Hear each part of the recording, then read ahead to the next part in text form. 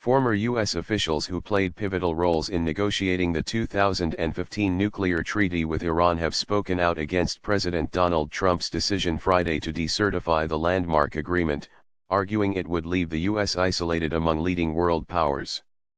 Despite warnings from Iran and pleas from China, France, Germany, Russia, and the UK, Trump announced Friday his refusal to certify the Joint Comprehensive Plan of Action, JCPOA, negotiated by these nations under former President Barack Obama. Trump has alleged that Iran has violated the deal, but has been contradicted by other leaders, the UN, and the State Department. Experts close to the deal say such a strategy significantly harms the U.S.'s standing in the international community, even among its closest allies. Related, Trump says Iran violated nuclear deal, but is the U.S. following the rules? If the US blows up the deal and seeks to impose sanctions, there's no reason to believe Europe will go along with it, Ben Rhodes, former Deputy National Security Advisor to Obama, said Friday during a telephone conference call.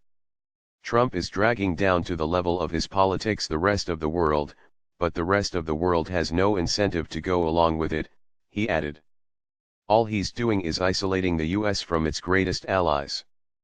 President Donald Trump prepares to speak to world leaders at the 72nd United Nations General Assembly at UN headquarters in New York on September 19, 2017 in New York City.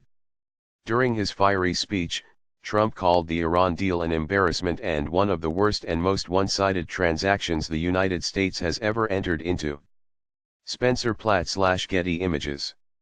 As part of the Iranian Nuclear Act Review Agreement, INARA, passed by Congress in May 2015, the President is required to recertify the treaty every 90 days. While the Trump administration has yet to produce any evidence that Iran has violated the treaty, which stipulated that Iran severely curb its nuclear production in exchange for the lifting of billions of dollars worth of international sanctions, it has accused it of breaking the spirit of the agreement via ballistic missile tests and its support for mostly Shiite Muslim movements across the Middle East. Rhodes said Trump's decertification of the deal, which would give the Republican-dominated Congress 60 days to decide whether or not to impose additional sanctions against Iran, seriously risks the deal's failure and, ultimately, opens a newfound path for Iran to obtain a nuclear weapon and therefore pave the road for another potential military conflict in the Middle East. The deal's other signatories have rallied against Trump's choice. On Thursday, German Foreign Minister Sigmar Gabriel said it was imperative that Europe sticks together on this issue, according to Deutsche Welle, and his UK counterpart, Boris Johnson, called the deal a crucial agreement that neutralized Iran's nuclear threat. French President Emmanuel Macron has also strongly advised the US from leaving the deal, as it did the Paris Climate Accords in June. Iranian Foreign Minister Mohammad Javad Zarif addresses during a joint news conference with High Representative of the European Union for Foreign Affairs and Security Policy Federica Mogherini, after a plenary session at the United Nations building in Vienna, Austria, July 14, 2015. Mogherini has also come out against Trump's anticipated decertification of the deal and assured Zarif that Europe would continue to abide by its terms, October 13, 2017. Leonhard Figger/Reuters. The U.S.'s traditional geopolitical rivals who joined the West in 2015 in a rare sign of diplomatic unity, have spoken out against Trump's efforts, as well. Russian Foreign Minister Sergei Lavrov told Secretary of State Rex Tillerson this week Tehran abides by all its commitments on the JCPOA and stressed that the other co-authors must adhere to the document, according to the state-run TASS Russian news agency. Chinese Foreign Ministry spokesperson Hua Chunying said Friday the JCPOA played a key role in upholding international nuclear non-proliferation regime and the peace and stability of the Middle East region and that Beijing hoped all sides would continue to uphold and implement the deal.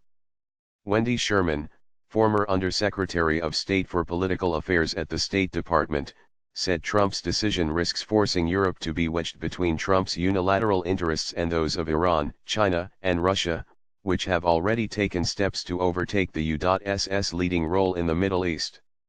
While the U.SS allies in Europe have also been deeply critical of elements of Iran's foreign policy, Sherman said Trump's unwillingness to address them within the framework of the existing deal puts the U.SS diplomatic image at risk. We will have weakened our position and isolated ourselves, Sherman said. It puts at risk our relationships around the world, our reliability, our credibility, she added. This is a very reckless undertaking by the president. Russian President Vladimir Putin shakes hands with Iranian President Hassan Rouhani during a joint news conference following their meeting at the Kremlin in Moscow, Russia, March 28, 2017. Russia and Iran's alliance in Syria has paved the way for increased influence for both in the region. Sergei Karpukhin/Reuters.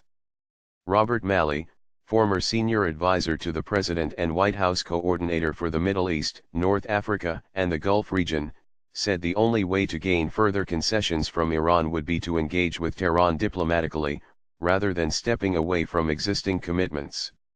He said he feared that Trump's insistence on attacking the agreement, despite Iran's compliance and support for the treaty from his security and defense team, meant the Republican leader was poised to lose what leverage Washington had already established with Tehran.